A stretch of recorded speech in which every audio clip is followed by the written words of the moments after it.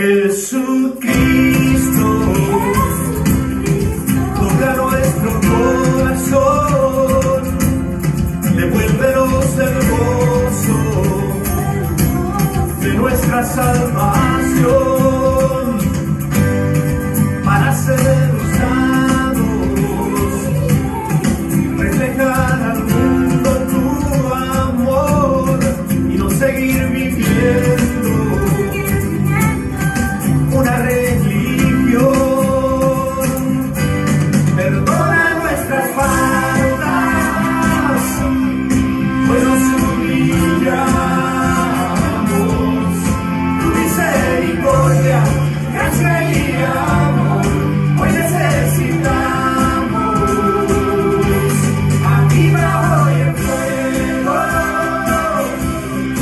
de nuestros corazones, para ser testigos y llevar tu gloria a todas las naciones.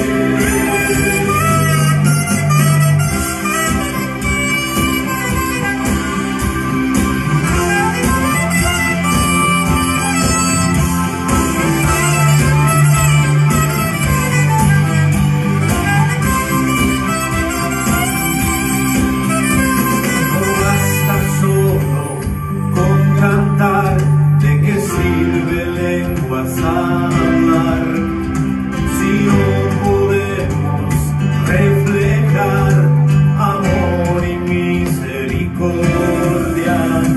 Pasamos el tiempo pensando solo en nuestro bienestar, sin nada importarnos los demás. Perdona nuestras faltas, hoy nos humillamos. Tu misericordia, gracia y amor, hoy necesitamos. Aviva hoy el fuego de nuestros corazones, para ser testigos y llevar tu gloria a todas las naciones. Perdona nuestras faltas, hoy nos humillamos.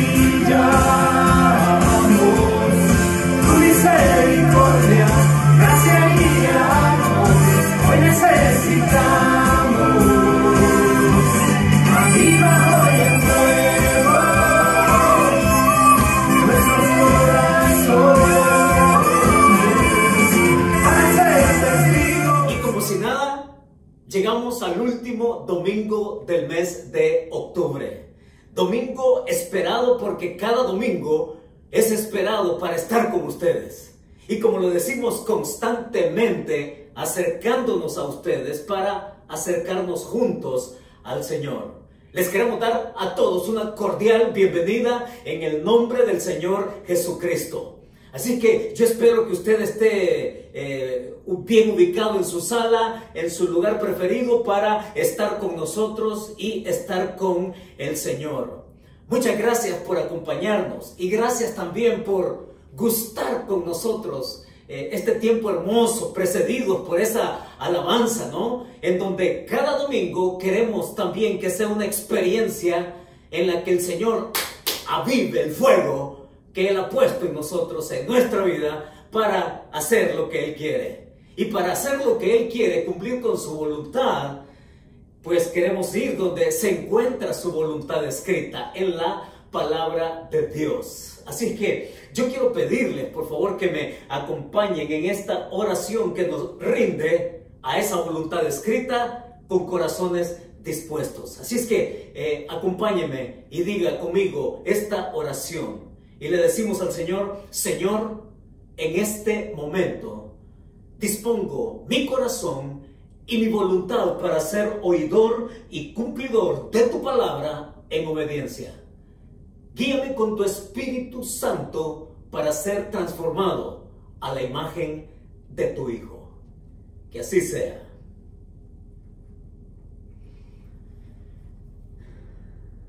El doctor Leonard Sain es un profesor de epidemiología de la Universidad de California en Berkeley. Y este hombre se especializa en mostrar la importancia de las relaciones sociales y los sistemas de apoyo social con relación a las tasas de mortalidad.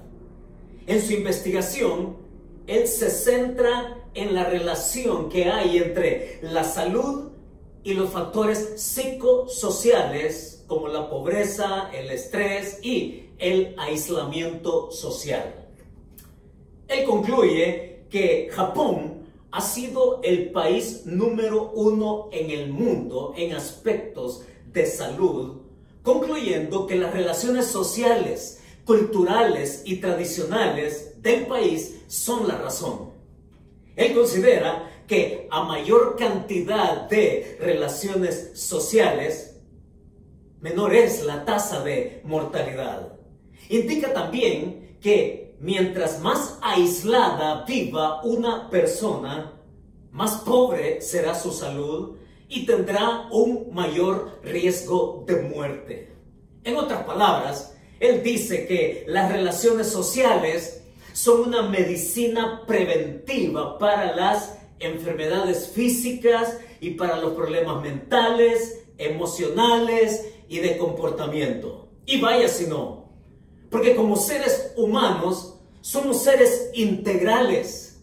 Estamos compuestos, como lo he leído con algunos autores, son 5 los aspectos que nos definen como persona, porque somos seres sociales, seres físicos, obviamente, seres emocionales, seres espirituales y también seres intelectuales.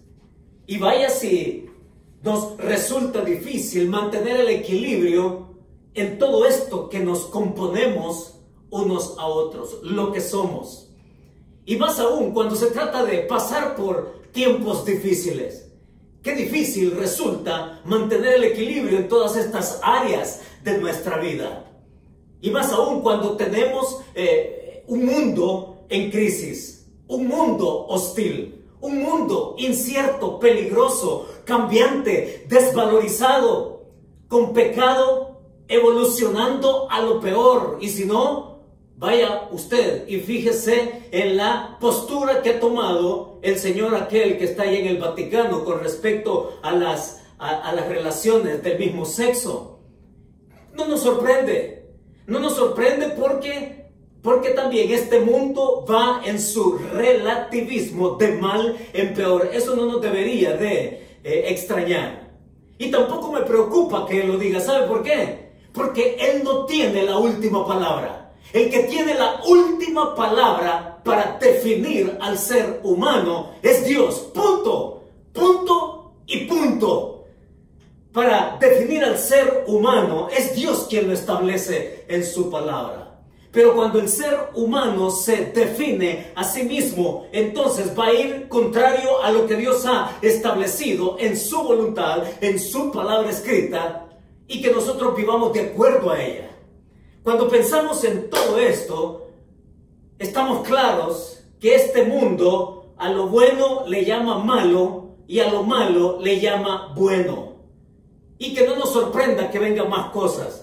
Y no me sorprendería que hubiera un presidente gay, que hubiera un papa gay, que hubiera, etcétera. A lo que voy es que este mundo en crisis, este mundo en decadencia, en todo su aspecto, en todo su significado, en toda su implicación, vaya si no nos cuesta mantenernos integrados en lo que somos. Seres espirituales, emocionales, sociales, físicos, mentales, etc.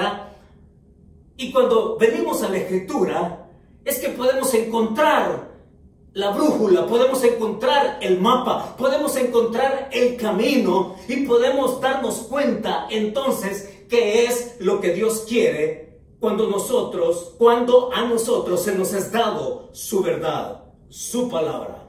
Es de eso a lo que nos lleva, por cierto, ¿a quién acudimos? Nuestra serie, ya casi estamos llegando al final de nuestra serie. ¿A quién acudes? ¿a quién acudes? Y en esta ocasión yo le puse, ¿a quién acudes? Pues el título que le di a este mensaje el día de hoy es poniéndonos en camino, ¿sí? Poniéndonos en camino. Y lo que el escritor nos va a decir el día de hoy lo encontramos allá en Hebreos capítulo 10, versos del 19 al 25. Tome su Biblia, por favor. Vea conmigo directamente lo que Dios, a través del escritor, nos dice a usted y a mí el día de hoy. Hebreos capítulo 10, versos del 19 al 25. Y el primer principio lo encontramos en los versículos del 19 al 22, en donde yo le pido que fije sus ojos y que me siga en la lectura. Dice así, Hebreos 10, del 19 al 22. Así que, hermanos, teniendo libertad para entrar en el lugar santísimo por la sangre de Jesucristo, por el camino nuevo y vivo que Él nos abrió a través del velo, esto es, de su carne, y teniendo un gran sumo sacerdote o un gran sacerdote sobre la casa de Dios, acerquémonos con corazón sincero, en plena certidumbre de fe, purificados los corazones de mala conciencia y lavados los cuerpos con agua pura. Ahí es donde nos sitúa el escritor. Y como ya se dieron cuenta en la simple lectura, él de nuevo nos lleva a que nosotros prestemos atención, cuidado, y que podamos estar claros también con la verdad doctrinal que él aquí, en este caso, está resumiendo acerca del sumo sacerdocio de Jesucristo. Está diciendo en el versículo 19, así que, o sea, por lo tanto, en vista de todo lo que se ha dicho, que es el gran tema de la epístola, el sumo sacerdocio de Jesucristo. El principio que Él nos va a dejar acá, que emerge de la Escritura para nosotros el día de hoy y para que estemos alertas y seguros hacia el camino en el cual debemos dirigirnos. Acá el escritor nos va a decir, trabaja. Nos va a decir, trabaja en tu preferencia por Dios. Así es, mis hermanos, trabajemos en nuestra preferencia por Dios. En los versículos del 19 al 22, él está mencionando tres cosas de manera resumida que él ha destacado a lo largo de la epístola en el gran tema que ya hemos aludido, el sumo sacerdocio de Jesucristo. Él lo resume de esta manera, así que, hermanos, y le está hablando a compañeros de la fe, les está hablando a los compañeros del camino, le está hablando a aquellos con quienes él desea perseverar. No perdamos de vista eso. Y con estas palabras, describiendo esta verdad resumida, él les quiere animar para que vayan a por más con el Señor Jesucristo. Así que, hermanos, les dice, teniendo libertad para entrar en el lugar santísimo por la sangre de Jesucristo. En vista de lo que Cristo ha hecho, pues dicho en otras palabras, en vista de lo que Cristo ha hecho, entremos con confianza, dice. Entremos al lugar santo por la sangre de Jesús. Y es interesante, pero para un judío hablarle de esta manera, oiga, era algo impensable. El judío no se le podía cruzar por su mente que podía tener el acceso a entrar al lugar santísimo, que era el lugar más exclusivo y más privado y más reservado donde se entendía que ahí estaba la presencia de Dios. En ningún momento se le podía cruzar por su mente al judío decir que podía estar ahí. Pero sin embargo acá el autor está diciendo, teniendo esta libertad para entrar en el lugar santísimo, y oiga que va a mencionar el medio que nos hace posible acceder a ese lugar. Y el medio es la sangre de Jesucristo, que es una manera descriptiva Es una manera muy gráfica, es una manera muy fuerte, ¿sí? Que nos permite entender cuál fue el medio para que nosotros pudiésemos tener acceso directo a ese lugar, a la presencia de Dios. Aquí nos resume el autor esa obra expiatoria, esa obra sustitutiva por nosotros, por parte del Señor Jesucristo. Y es interesante, pero a partir de aquí, el escritor, vez tras vez, va a enfocarse precisamente en esta descripción gráfica de lo que es sangre. Sangre, 7 veces hasta el final de la epístola, hasta el capítulo 13, verso 20, él va a hacer alusión a lo que es sangre. La sangre, el camino fue pavimentado, fue abierto, fue preparado, fue pavimentado y caminado con sacrificio. Es así como él lo describe, y a partir de aquí en adelante, hasta el final de la epístola, él va a hacer fuerte referencia precisamente a la sangre del Cordero, a la sangre de Jesucristo. Es esa expresión gráfica que nosotros tenemos que tener acá y tener acá. Ese aspecto sacrificial por nosotros. Es un ejemplo que él pone acá. Es una descripción que él pone y luego da un ejemplo en el versículo 20 al final. Dice, por el camino nuevo. Es un camino nuevo porque esa sangre provino de un voluntario, de una persona, no de un animal ni de sangre extraña. Es el mismo Jesucristo que abrió el camino nuevo, porque el antiguo pacto exigía sacrificio, pero de animales. El nuevo pacto ofrece en su gracia un sacrificio, pero de un voluntario, de una persona, de alguien que sustituye y que por medio de él se puede pagar la pena del pecado. Es el Señor Jesucristo. Camino nuevo y vivo. Y es vivo. Le voy a decir por qué es vivo. Ese camino es vivo porque el que lo trazó está vivo. O sea, aquí encontramos una riqueza, no solamente de una vida que termina en una tumba, en un encierro oscuro, frío, allá, en una tumba. No, es una vida que da un salto de calidad a la eternidad y que se vuelve para nosotros también vida en ese camino nuevo, vivo porque Él está vivo, y a través de Él podemos también nosotros tener vida abundante. Es lindo hablar de el camino que Jesús nos ha abierto, y dice el verso 20 que Él nos abrió a través del velo. Este es el velo, esto es de su carne. Es interesante la figura. El judío la entendía muy bien. Hablar del velo es aquel que se encontraba en el templo. Primero en el tabernáculo, después en el templo, ¿sí? De una manera permanente, y que era la división entre el lugar santo y el lugar santísimo, el velo. Y dice allá los evangelios que cuando Cristo muere, cuando Él finalmente cumple su misión redentora, entregando su vida, dice que el velo del templo se rasgó. Y ese velo es una figura de algo. A través del velo, dice, de su carne, es que con su cuerpo, con su sacrificio, Él rompe lo antiguo para dar paso a lo nuevo. Y a través de Jesucristo cualquier persona se puede acercar, tal cual aquí lo está diciendo en el verso 19 al 22.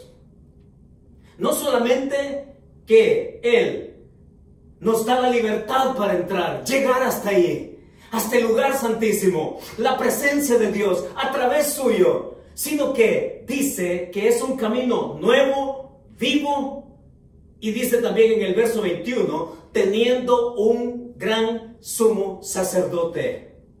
Es Jesucristo, del quien hemos hablado desde el principio de la carta, que siendo Él el sacerdote, presenta el sacrificio, siendo Él mismo el sacrificio. Ningún otro ha ostentado tal actividad y tal entrega de sangre.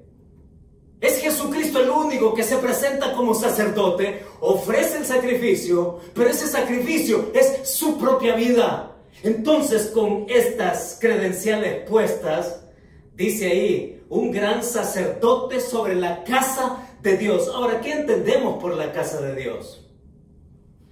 Más allá de lo físico, que nosotros podemos entender a simple lectura, Jesús no es el Señor de la casa física, de un templo, de una construcción. Está hablando de aquellas vidas que creen en Él, de aquellos que dan el paso de fe, de confianza, de entregarse, de reconocerlo como Señor y como Salvador. Cada persona que reconoce a Jesucristo en su vida como Señor y como Salvador se convierte en habitación de Dios. A eso se refiere en el versículo 21. Dice, un gran sacerdote sobre la casa de Dios.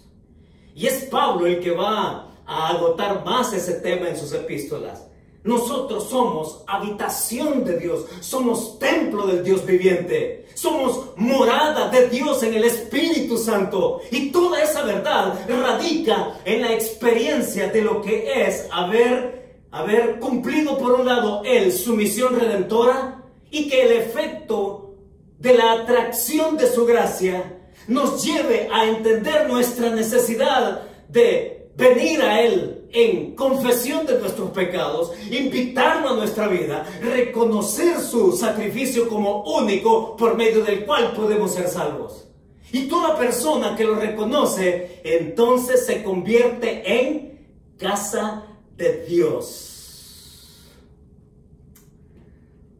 Así es como el pasaje en estos primeros versos nos dice que tenemos esto. Vida espiritual, vida nueva. Entonces el verso 22 dice, acerquémonos, ¿sí? Acerquémonos con corazón sincero, en plena certidumbre de fe, purificados los corazones de mala conciencia y lavados los cuerpos con agua pura. ¿Qué es acercarse? Sí, ¿qué es acercarse, hermanos? Acercarse es asociarse. La palabra tiene aquí que ver con asociarse. La connotación tiene asociarse con. Tiene que ver con ocuparse de. Tiene que ver con ser devoto a. Acerquémonos, dice el escritor acá. Acerquémonos a ese que ha cumplido a cabalidad completamente todo lo que significa nacer de nuevo por medio de su sangre preciosa. Cuando hablamos de sacrificio, hermanos, cuando hablamos de sacrificio, cuando hablamos de sangre, cuando hablamos de obra redentora y cuando hablamos de expiación, hombre, mire, todo lo que sucede cuando usted le dice al Señor, sí, Señor, creo en ti, me entrego a ti, quiero seguirte a ti, me eres suficiente, Señor, para el perdón de mis pecados. Y aquí cuando pensamos en ese instante que usted probablemente lo recordará muy bien, las circunstancias, el momento, el lugar, cuando vino usted a encontrarse con el Señor por fin. Cuando Él lo encontró y lo tomó y lo convenció de su pecado, de su justicia y de su juicio. Es que cuando venimos al encuentro, cuando venimos al acercamiento y cuando le entregamos nuestro corazón, entonces gozamos la justificación. Esa declaración del Padre que nos declara justos a nosotros, no por nuestros méritos, no por lo que podamos hacer, no por lo que podamos traerle, es porque Él nos declara justos por medio de los méritos que solamente su Hijo posee.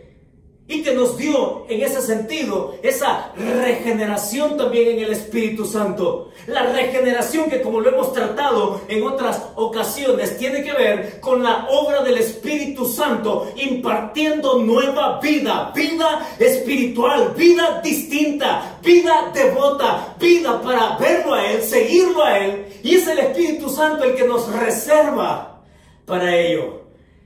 Es cuando creemos que se da también el bautismo que nos enseña el apóstol Pablo. El bautismo del Espíritu Santo, que es el que el Espíritu Santo, al haber creído por fe en la obra redentora de Jesucristo, nos incorpora al cuerpo de Jesucristo, que se llama su iglesia, esta comunidad de fe que todos componemos y que venimos a ser parte de una experiencia mutua, de una experiencia de crecimiento mutuo, avanzando juntos en la obra del Señor en nosotros.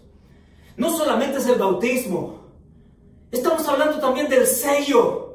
Es Pablo quien nos dice que fuisteis sellados con el Espíritu Santo de la promesa. Es decir, sellados en propiedad para Él, que le pertenecemos a Él y que eso nos da una nueva identidad para caminar en este mundo confiados en la promesa y en la esperanza de la que Él siempre ha hablado. ¿Para qué? Sepamos esperar en Él.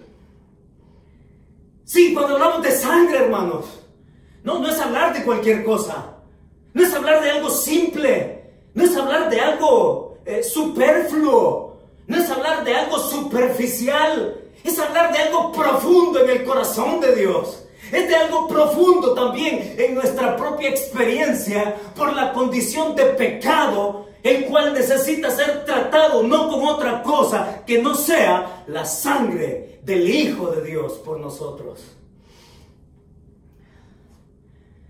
Si hay una cosa de la cual nosotros tenemos que estar agradecidos todos los días para creerlo, para agradecerlo y para alabarlo, es porque la Escritura nos dice que Él nos da su justicia, Él nos imputa su justicia, Él nos acredita su justicia en el sacrificio de su Hijo y que por eso, por medio de Él, podemos ser aceptos. Se le adjudica a Cristo mi pecado, Él lo lleva, Él lo toma y Él se convierte en el sustituto. Entonces encontramos, como también lo hemos dicho en otras ocasiones, esa doble imputación, esa doble acreditación. Se le acredita mi pecado a Cristo y Él muere por mi pecado, y se me acredita a mí la justicia de Dios que complace, sí, su justicia que es a través de la muerte de su propio Hijo. Hermanos, cuando pensamos en todo esto,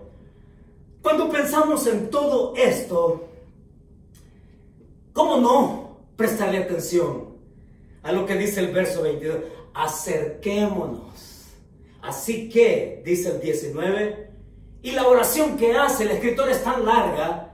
Sí, es tan larga. Resume primero en los versos del 19 al 21 esa obra magnífica del Hijo de Dios para llegar entonces a la parte práctica. Note una vez más que el escritor pone primero lo doctrinal, pone la verdad, pone lo que debe creerse y luego pasa entonces a nosotros. ¿Qué hacemos con esa verdad que creemos? ¿Qué hacemos con esa verdad? Y lo que el escritor está diciendo en el verso 22 es que nosotros nos pongamos en movimiento. Acerquémonos, dice. O sea, en otras palabras, como lo hemos dicho, que nosotros podamos tener ese acercamiento, pero trabajar en esa preferencia, en la preferencia por Dios, por lo que Cristo ha hecho por nosotros. Entonces, dado todo eso, que nuestra preferencia sea acercarnos con toda la libertad a Él. Y miren las 4 cosas que menciona que podemos hacer en movimiento. Es decir, no quedarnos pasivos. No solamente es creer, es también actuar. Y que lo que yo creo se convierta en una experiencia de vida cotidiana, junto con otros, va a decir después. Y va a mencionar en el verso 22, con corazón sincero. Con corazón sincero. ¿Qué significa acercarnos con corazón sincero? Tomar acción. La palabra que se usa para sincero acá tiene la idea de alguien cuya lealtad no está dividida. Eso significa sinceridad acá.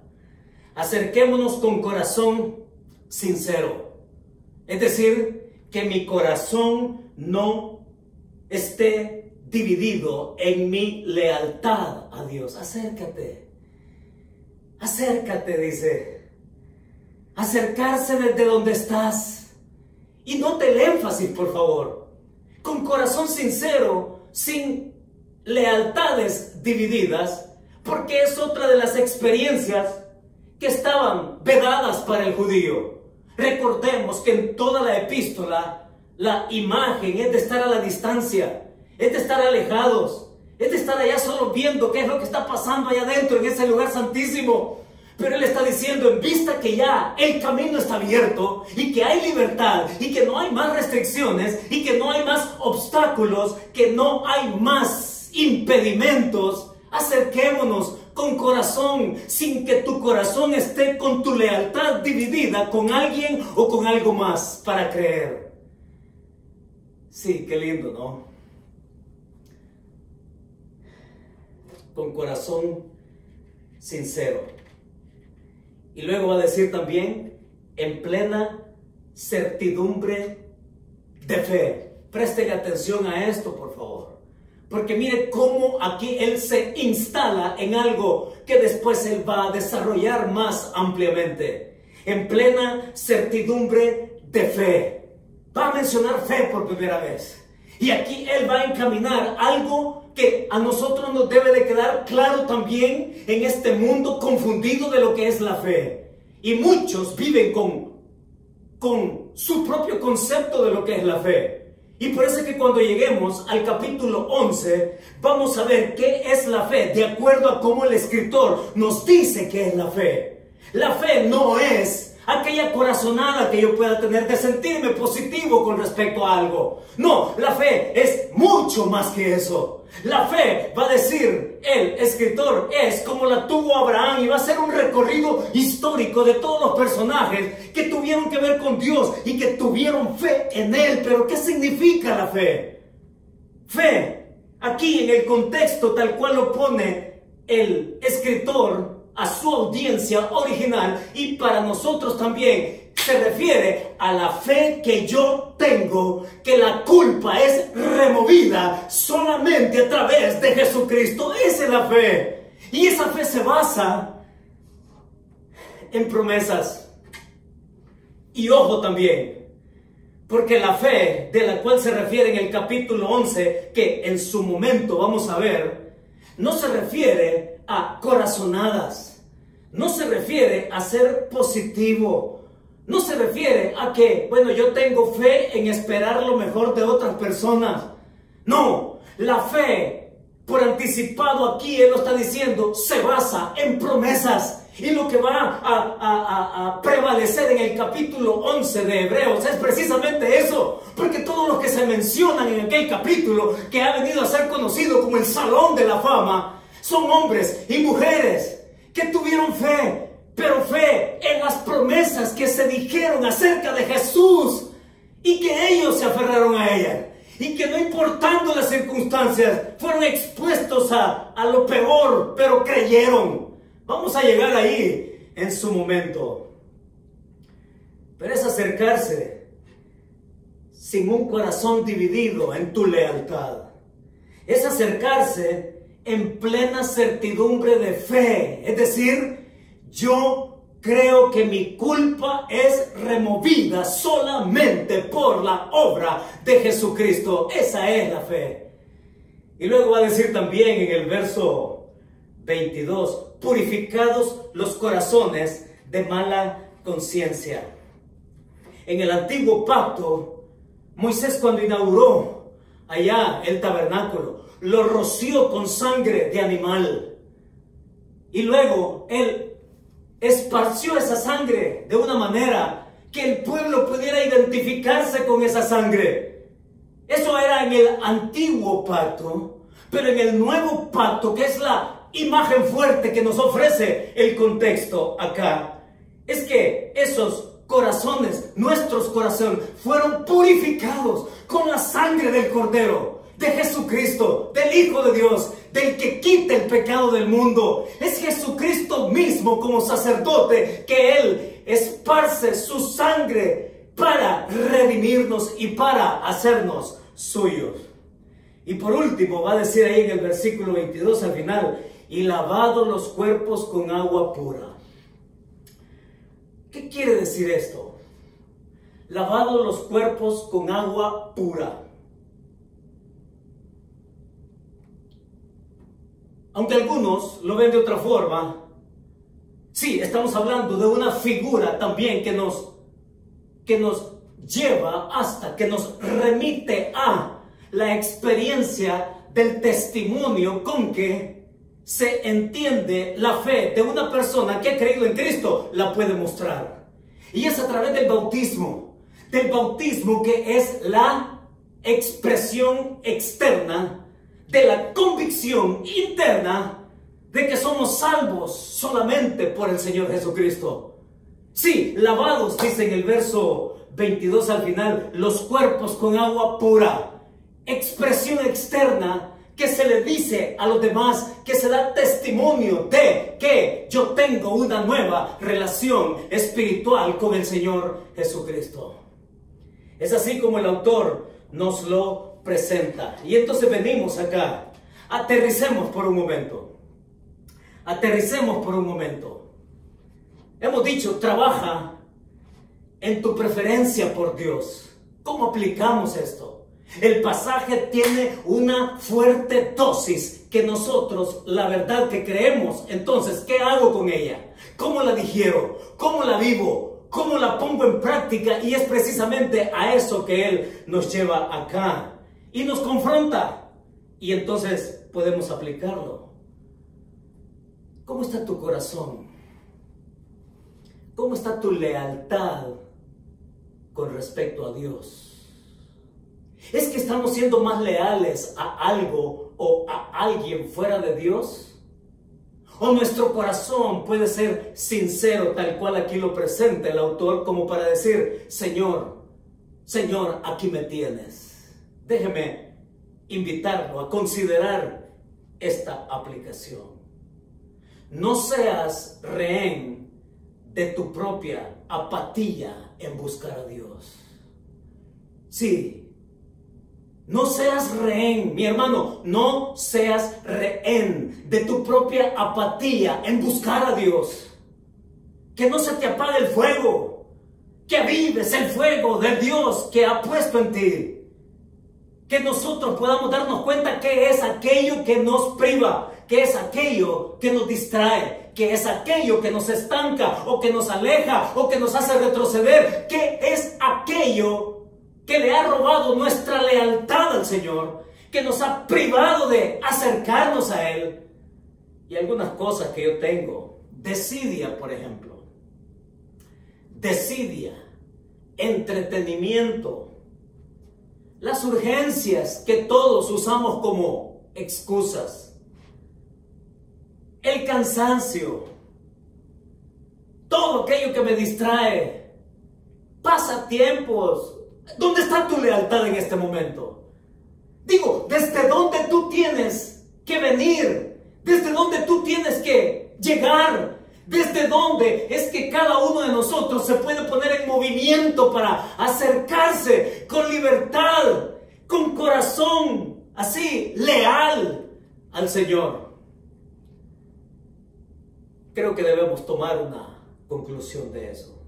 Y usted en su corazón y yo en mi corazón, cada uno en nuestro corazón sabrá, a fuerza de ser sincero, decir, sí, mi lealtad está dividida.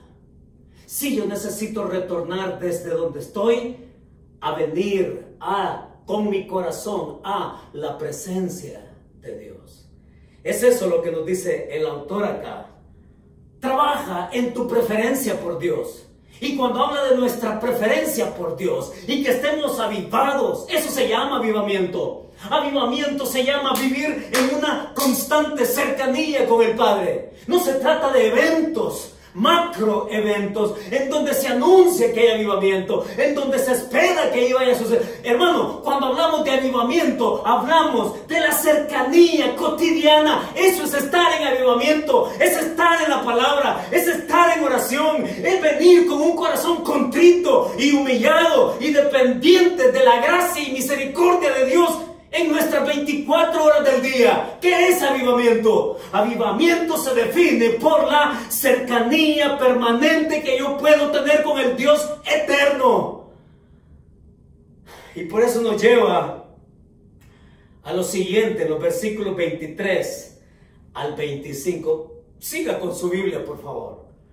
Verso 23 dice: mantengamos firme, sin fluctuar, la profesión de nuestra esperanza, porque fiel es el que prometió.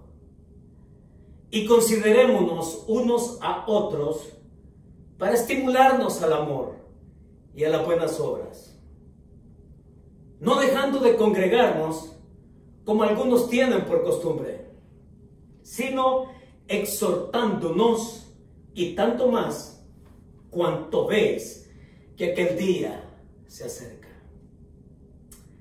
¿Qué es lo otro que el autor nos propone acá? ¿Qué nos está diciendo? ¿Se da cuenta? Dígame usted, por favor, si usted tuviera que decirlo en sus propias palabras, en pocas palabras, ¿qué está diciendo acá en los versos del 23 al 25? ¿Cómo se lo diría usted a usted mismo?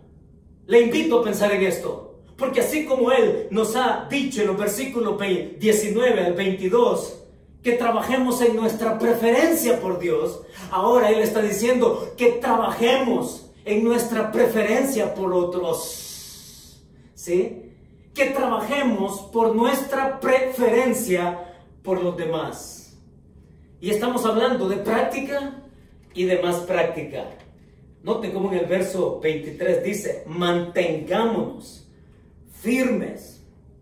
Es decir, la palabra ahí, mantenerse firme, tiene que ver con continuar creyendo, tiene que ver con poseer con fuerza, tiene que ver con mantener siguiendo algo. Y a lo que se refiere acá es precisamente a la obra única, histórica, que nos da identidad y que cambia la historia de nuestra vida, que es el sacrificio de Cristo. Dice: mantén firme eso, sin fluctuar. Nadie más lo va a hacer, solo Él. Por muy atractivo, pero que sea atractivo, cuidado, porque muchas cosas son atractivas, pero engañosas, muy engañosas. Poseerlo con fuerza. Señala esperanza.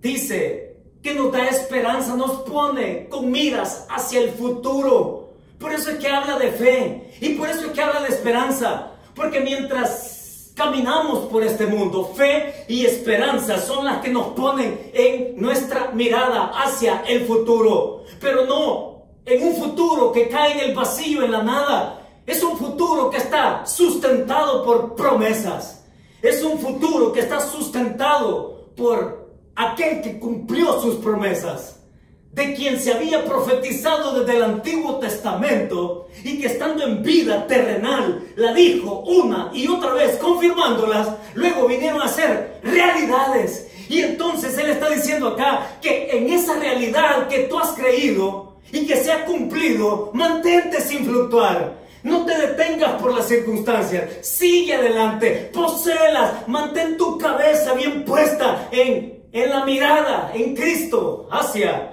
adelante. Porque fiel, dice, es el que prometió. Acerquémonos, mantengamos firme. Y lo otro que en el versículo 24 dice: y considerémonos unos a otros para estimularnos al amor y a las buenas obras. Quiero referirle dos palabras acá, en especial. En el versículo 24, la palabra considerar. ¿Sí? Considerad esto, dice. Y note que lo está dando en el contexto relacional, unos con otros. No pierda de vista eso. Porque la vida espiritual, mis hermanos, no se vive en solitario. No, la vida espiritual no es para tenerla como un ermitaño que se excluye, como un ermitaño que se abstrae de otros, de la relación con otros y de la realidad en que vive. Aquí dice, considerémonos unos a otros. En otras palabras, el término usado acá para considerar se refiere a que yo me enfoque con otros. Ese es el espíritu. Eso es lo que está intentando decir acá el escritor. Enfócate con otros en aquello que ambos pueden creer, en que ambos pueden caminar, en que ambos pueden avanzar y estimularse, creyendo, contagiando también a otros de lo mismo. ¿Ya? Enfocarme con otros, estar en la misma dirección y también prestar atención a lo que nos espera por delante. Eso significa considerar. Mis hermanos, el aislamiento social nos ha hecho distanciarnos.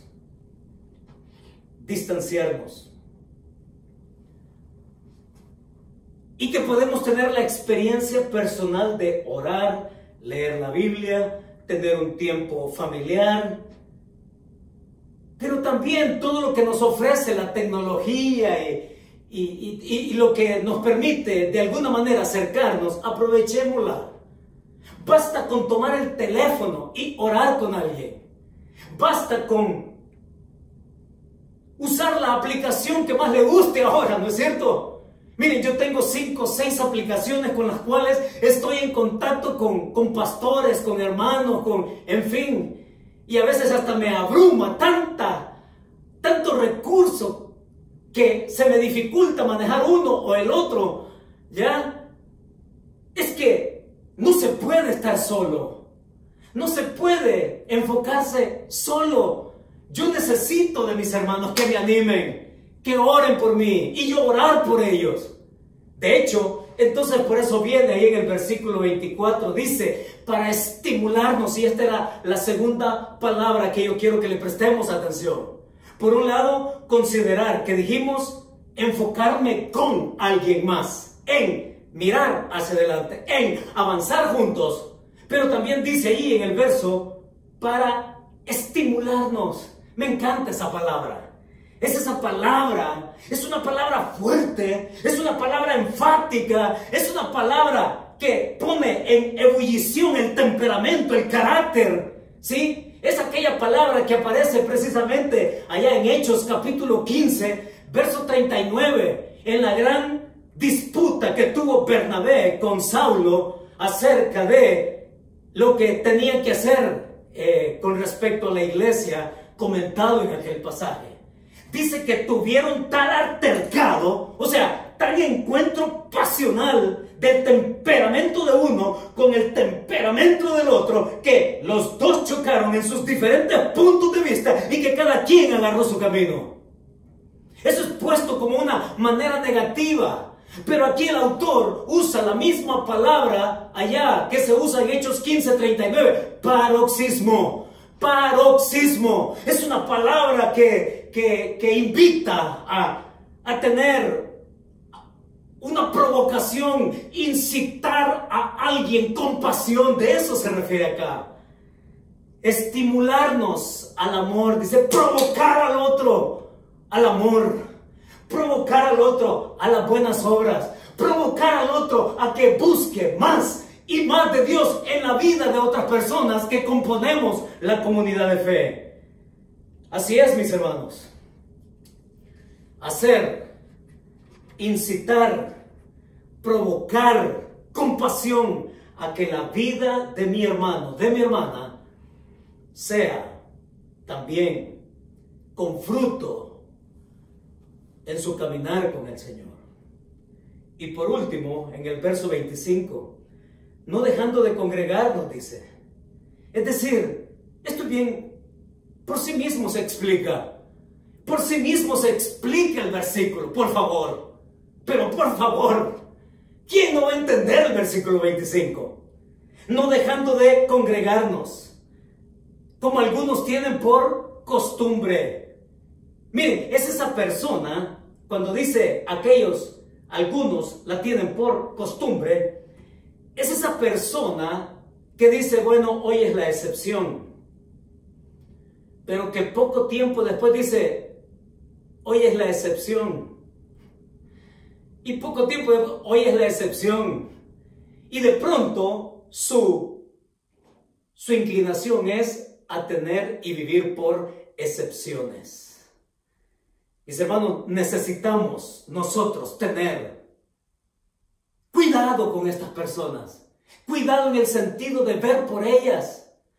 Dice, no dejando de congregarnos. En otras palabras, ir y buscar al hermano aquel que se vuelve eventual. Que su vida se vuelve eventual en su comunión con la iglesia, en su comunión con Dios. Hay muchos eventuales que me están oyendo en este momento. Y que me están oyendo porque no tienen otra opción. Y que me están oyendo porque, y quizás escuchan otros mensajes porque pues estamos en crisis, hay que oír algo de Dios, ¿no? Y si no fuera por la crisis, a saber en qué caminos andarían.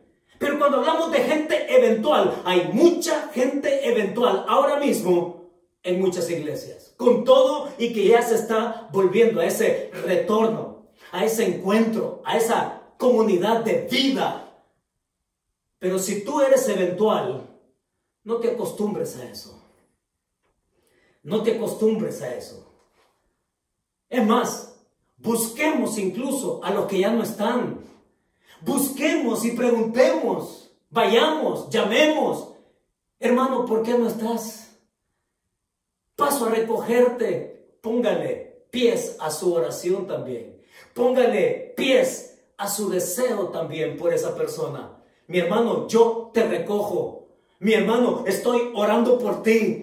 Mi hermano, vamos juntos. Mi hermano, te invito. Y que de lo eventual o del alejamiento total, esta persona vuelva de nuevo al camino abierto, vivo de Jesucristo. Y no dejando a nadie atrás tampoco. No dejándolo allá, bueno, si él quiere estar ahí, pues ahí que siga. No. Estimulémonos al amor, a las buenas obras, no dejando de congregarnos, sino exhortándonos, y tanto más cuanto veis que aquel día se acerca. ¿A cuál día se refiere acá?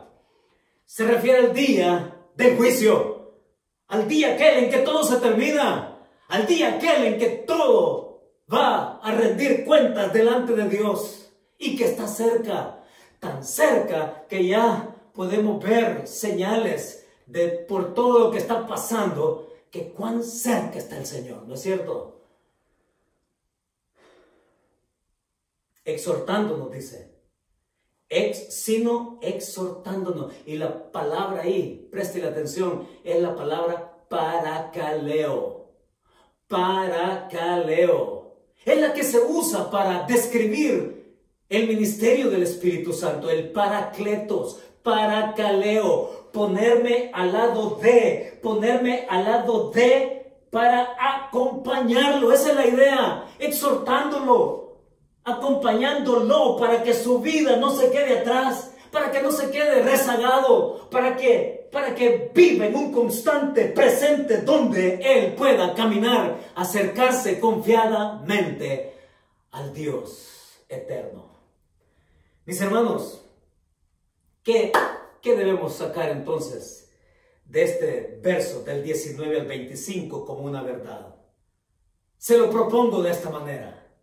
Acercándote a Dios, modelas a otros hacer lo mismo para crecer juntos.